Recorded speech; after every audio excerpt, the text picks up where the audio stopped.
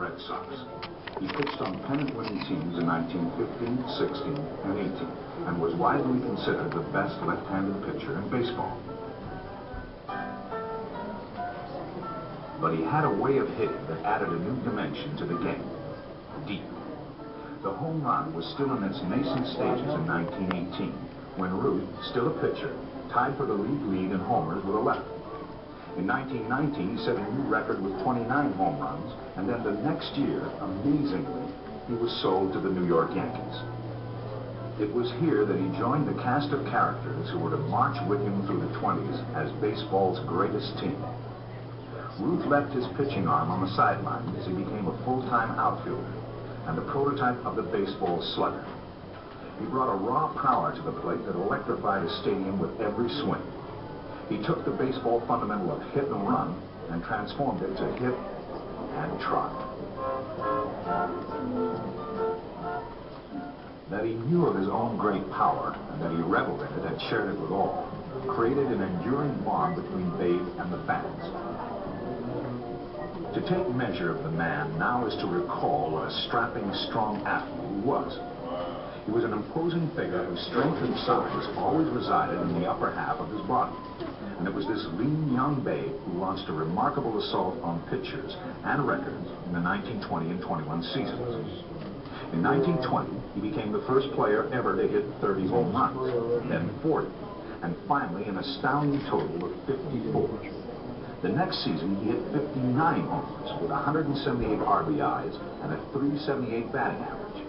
Then, in 1927, he began hitting home runs at a pace close to his record-setting season of 1921. In that season, he had hit his 59th home run in the last game of the season. In 1927, he equaled that mark with 3 games to go, and fan interest was enormous. In the next-to-last game of the season, he started out by grounding to first. Then, in his final at-bat of the game, he hit a Tom Zachary pitch just fair down the right field line for his 60th home run.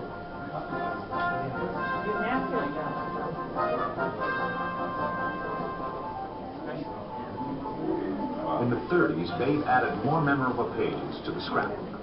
In 1932, a 37-year-old Babe had led the Yankees in home runs as they won the pennant and prepared for the World Series against the Cubs.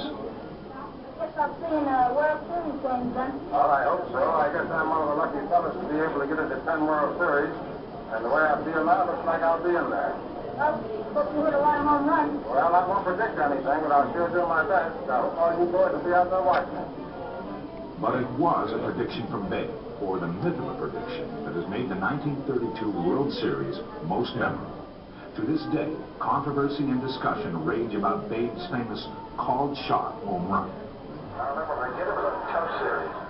Both clubs riding each other, doing everything to get each other through. Well, I was this one particular time when I went to bat. Charlie Ruth was pitching. And the first pitch ball was a called strike. Well, I thought it was outside and didn't like it very much. And the boys over there were giving it, oh yeah. Well, the second pitch ball was another called strike. Well, I didn't like that one either, so I let it go by. Well, I stepped out of the box, and by that time they were over there going crazy. Well, I looked out at center field and I pointed. I said, I'm going to hit the next pitch ball right past the flagpole. Well, good Lord, must have been with me. In 1935, Babe signed with the National League Boston Braves as an assistant manager and player. In May, he had a 3-home run game, the last one his 714th and the last hit of his career. In 1936, he was one of the first 5 players elected to the new Hall of Fame. In 1939, when the museum in Cooperstown opened, Babe was there. You know, to me, this is just like an anniversary myself.